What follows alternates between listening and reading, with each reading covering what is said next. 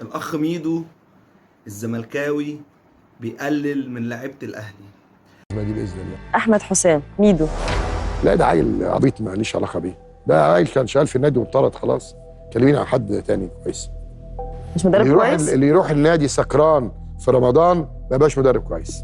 اللي يسب الدين للعيبه في رمضان ما يبقاش مدرب كويس. اتفضلي.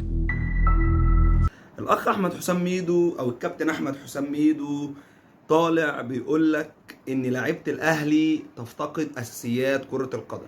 يعني يا اخ احمد، يا اخ ميدو، كل لعيبه مصر عندها اساسيات كره القدم الا لعيبه الاهلي. طيب تحب اقول لك الاهلي محقق ايه بدون لعيبه عندها اساسيات كره القدم، وانت كفرقه عندك اساسيات كره القدم مش عارف تعمله؟ الاهلي واصل نهائي 2017 تشامبيونز ليج، واصل نهائي 2018 تشامبيونز ليج، طلع من دور 8 او دور 16 دوري ابطال افريقيا.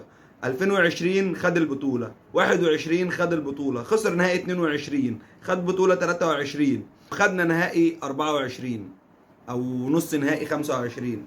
يا كابتن احمد، بدون لعيبه عندها اساسيات كره قدم خدنا كل الكلام ده، وانت بالفرقه الجامده اللي عندك، الفرقه التوب اللي عارفه وعندها لعيبه اساسيات كره القدم مش عارف. ممكن تقول لي حضرتك بقالك كام سنه مش عارف تشارك في دوري ابطال افريقيا؟ حضرتك دي رابع سنه على التوالي او دي ثالث سنه على التوالي انت بتشارك في كونفدراليه. طب السنه اللي فاتت انت عملت ايه؟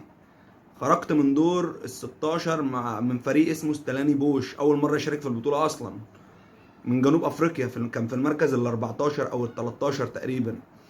يا كابتن احمد حسام، بالله عليك، بالله عليك ما تتكلمش على لعيبه الاهلي. لعيبه الاهلي هي اللي ادت الفرصه للي زيك يتكلموا عليها ويتكلموا على الاهلي وحش. لعيبه الاهلي اللي دلوقتي هم في امريكا في كاس عالم، لعبوا اداء، عملوا اداء وحش ولعبوا ماتشات زي الزفت ويستحقوا الخساره، بس هم اللي ادوا الفرصه للي زيك يتكلم على الاهلي وحش وعليهم وحش. فما تتكلمش على لعيبه الاهلي تاني، وركز. عارف مشكله الزمالك او مشكله الزملكاويه ان هم بيركزوا مع الاهلي اكتر ما بيركزوا مع مشاكلهم. خليك في نفسك، خليك في فرقتك، بص في كشكولك، بص في ورقتك ايه اللي هيحصل. ركز، شوف اللعيبه اللي انت مش عارف تتعاقد معاها، فك القيد، شوف المدرب اللي انت مش عارف تجيبه، خليك في فرقتك. ركز، لو ركزت في فرقتك والله العظيم 3 هتحققوا نجاحات. لو ركزت في فرقتك وركزت في ورقتك وماليش دعوه بالاهلي ولا بيراميدز ولا غيره، هحقق نجاحات. فلو كل واحد خلاه في نفسه صدقني مصير الكوره في مصر هيتغير. دي اول نقطه. تاني نقطه هنتكلم عن تصريح الكابتن احمد شوبير اللي جه وقال لك وانا في المدرجات ما كنتش طايق حرارة الشمس والدنيا كانت حر والجو كان صعب، فما بالك اللعيبة في الملعب. هو يا كابتن احمد انت بتقول ايه؟ يا كابتن احمد انت فاهم اللي انت بتقوله؟ هو لعيبة الاهلي بس اللي كانت بتلعب؟ طب ما فريق لعيبة بالميراس كانت بتلعب وكانت في الملعب، والشمس، ولا هي الشمس مستقصده لعيبة الاهلي بس؟ ولا احنا بقينا وصلنا للمستوى ان احنا ندور على اي مبرر؟ يا جدعان احنا كده في سكه مش حلوه، احنا غلطنا والاداره غلطت واللعيبه غلطانه والمدرب غلطان. لازم نقول كده، لازم نقول ان احنا غلطنا، ايه اللي هيحصل؟ فلازم نفوق ولازم نحس التقصير اللي عملناه عشان خاطر نرجع لمستوانا تاني. يا شوبير انا احب اقول لك كلمه واحده. تضحك عليها يا شوبير، يعني تضحك عليها يا شوبير، يعني مش على ايه؟ على ايه يا شوبير؟ على ايه؟ ده بالنسبه لموضوع كابتن احمد شوبير. طيب عندنا موضوع الفرق بتاعت امريكا الجنوبيه. فرق امريكا الجنوبيه عامله عظمه، حرفيا عامله عظمه في البطوله.